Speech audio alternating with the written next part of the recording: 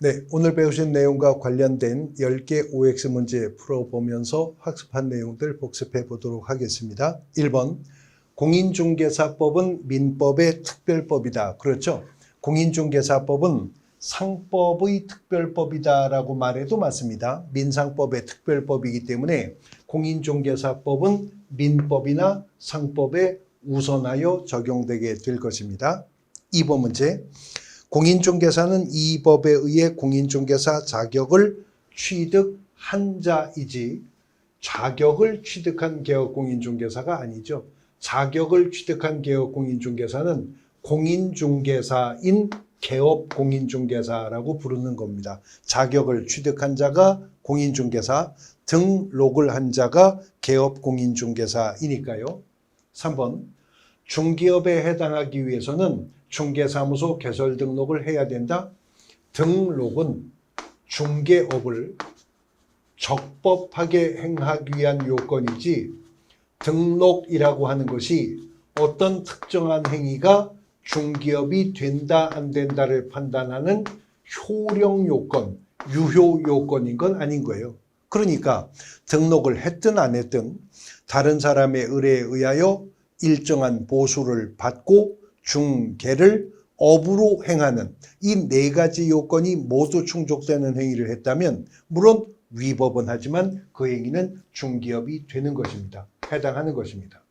4번, 자격을 취득한 공인중개사라도 중개사무소 개설 등록하기 전까지는 공인중개사이지 공인중개사인 개업공인중개사는 아니다. 그렇죠? 자격을 취득했다 하더라도 등록까지 하였어야 그자에게 개업공인중개사라고 하는 호칭이 부여될 수가 있기 때문이죠. 5번, 건물을 건축하여 매각하는 일을 계속 반복하여 행하는 것은 중개사무소 개설 등록하지 않아도 적법하게 할 수가 있지만 특정 학교 학생만을 대상으로 하여 하숙 또는 세알선을 반복 계속하여 행하는 자는 부동산 중개업을 영위하는 자이므로 등록을 하여야 적법하게 할 수 있다. 그렇죠? 앞서서 하는 것은 건설업이지 중개업이 아니죠. 그러나 뒤에 후단부에 언급한 것은 중개업이기 때문에 개설 등록을 해야만 적법하게 행할 수가 있게 될 것입니다. 옳은 지문이고요. 이어지는 6번. 6번, 사인이 공유수면 매립법에 의해서 매립공사를 완료하고 준공허가를 받은 매립지는 공인중개사 법령상 중개대상물에 속한다. 공유수면 상태에 있다면 중개대상물이 아닌데 공유수면 매립법에 의해서 매립공사를 완료하고 준공허가를 받으면 이제 사건의 대상인 토지가 되었잖아요. 그러므로 거래가 가능한 중개대상물에 속하게 될 겁니다. 거꾸로의 사례가 출제가 된 적이 있다고 그랬어요.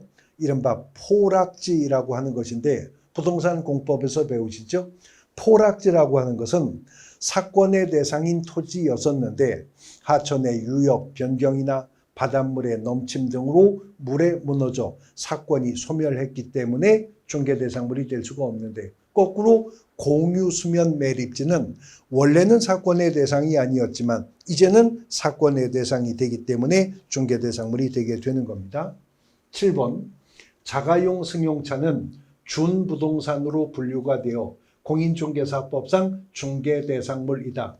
자가용 승용차가 준부동산으로 분류된다는 말은 맞습니다. 그러나 준부동산이라는 말이 민법에 나와요? 안 나옵니다. 개론 시간에 들으셨을 거예요. 민법에서 말하는 권리의 객체는 동산 아니면 부동산이고 부동산 아니면 동산인 거죠.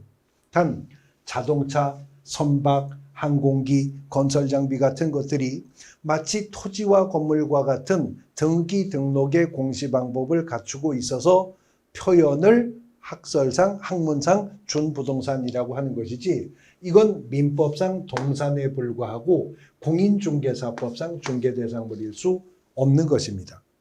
8번 문제, 일정한 행위가 공인중개사법상 유효한 중개업이 되기 위해서는 먼저 중개사무소 개설 등록을 필하여야 한다. 만일 일정한 행위가 공인중개사법상 적법한 중기업이 되려면 등록을 해야 된다. 그런 말씀입니다. 그러나 유효한 중기업이 되기 위해서 등록을 해야 된다는 말은 틀린 거죠. 왜냐하면 등록하지 않았다 하더라도 다른 사람의 의뢰에 의하여 일정한 보수를 받고 중개를 업으로 행하는 4가지 요건이 충족된 행위였다면 위법은 하지만 유효한 중개업이 될 것이기 때문에 그렇습니다. 9번, 특허받은 공업소유권은 독립한 중개대상물이 되겠어요? 안 되죠. 단 그런 공업소유권이 속해 있는 공장재단이라면 공장재단이 일체화되어서 중개의 대상이 될 것입니다. 10번, 사건의 대상인 토지라면 도시계획에 의해서 도로 예정지에 포함된 경우에도 공인중개사법상 중개대상물에 해당한다. 사건의 대상인 토지라면 공법상의 제한을 받고 있다 하더라도 혹은 사법상의 제한을 받고 있다 하더라도 거래가 가능하므로 중개대상물이 되는 것이 맞죠. 10번은 옳은 지문이 되겠습니다. 오늘 배우신 내용들 기준으로 해서 10개 OX 문제 함께 풀어보셨습니다.